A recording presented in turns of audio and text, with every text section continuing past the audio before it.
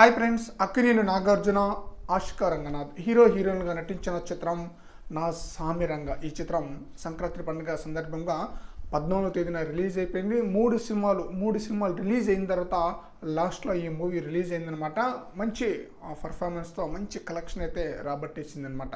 నాగార్జున తన యొక్క love scenes కానీ, అలాగే మాస్ సీన్స్ కానీ, మాస్ డైలాగ్స్ కానీ ప్రేక్షకులకైతే బాగా ఆకట్టుకుంది.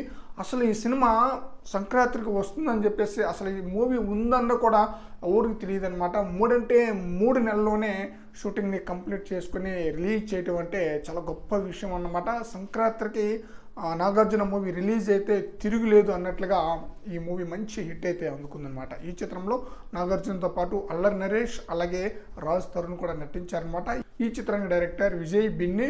తనకి ఫస్ట్ సినిమా అనమాట. డైరెక్టర్ పరంగా తను ఒక కొరియోగ్రాఫర్ అనమాట. మొదటి డైరెక్టర్కి అవకాశం ఇవ్వటంలో నాగార్జున ముందంజంలో ఉంటారనమాట. అయితే ఈ మూవీ 8 రోజులుగాను 44.8 కోట్ల వరకు గ్రాస్ కలెక్షన్ రాబట్టిందనమాట. ఈ మూవీ 8 రోజులుగా షేర్ కలెక్షన్ వచ్చేసి 22 కోట్లు అనమాట. ఈ మూవీ యొక్క ప్రీ రిలీజ్ బిజినెస్ వచ్చేసి 18.20 కోట్లు.